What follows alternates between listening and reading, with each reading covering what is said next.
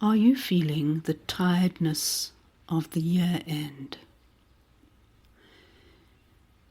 We have a tendency to run ourselves ragged, and sometimes we're not even aware that we are doing it, or we're not even aware of why we have become so tired. There is no doubt that Jesus understood this human drivenness, because he would encourage his disciples to go and rest, to withdraw from the busy and demanding crowds. If you are tired, then come and spend some time now, this morning, just reflecting on where we need to go to find rest in God. And so welcome to this morning's reflection. What is it that exhausts us? I suppose it is different for each of us. Some carry a heavy workload, and others may carry numerous family responsibilities in addition to their heavy workload. We may be exhausted by particularly busy seasons in our lives, such as the end of the year, the end of a term. But there are more subtle reasons for our inner exhaustion. Sometimes we are overwhelmed by the oughts and shoulds of life. We are overwhelmed by our own unrealistic expectations. For some reason, we believe we should not get tired, that somehow the ability to just keep going, regardless of our own needs, is seen as the norm, and exhaustion is somehow regarded as a weakness.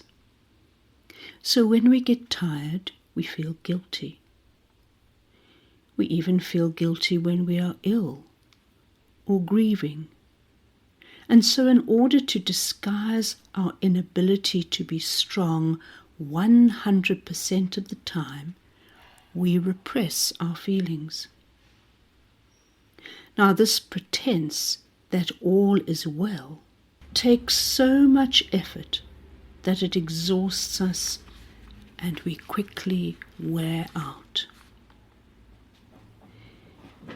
We usually wear out when we have weak boundaries in our work as it spills over into our home life, or weak boundaries in our availability to others.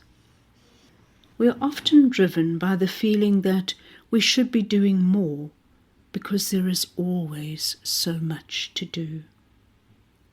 Sometimes our drivenness is because we need to perform, because our sense of worth is linked to achieving and doing. So withdrawing into quiet spaces can be difficult because it threatens our sense of who we are. When we get tired, what do we tend to give up? We tend to give up our spiritual practices, or at least shorten them.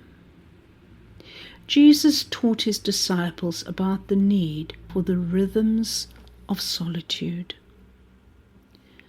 Solitude helps us stay attentive to the dynamics of exhaustion and to attend to the things that overwhelm us. We need time and space to be with what is real in our lives, to celebrate the joys, to grieve the losses, to shed tears, to sit with questions, to feel anger, to attend to our loneliness. Solitude is not meant to bring solutions, but rather to help us sit with things as they are and to wait on God to do what needs to be done. If we ignore our tiredness or our anger or our loneliness and just keep on keeping on, eventually it all just leaks out in ways that damage us and others. We get so tired because we are always striving to fix things, to make life perfect, instead of just being present to the presence of God in the intimate places of our lives. And in the end, this is the only way we get to change anything. But we are so busy trying to make things happen rather than learning to wait on God.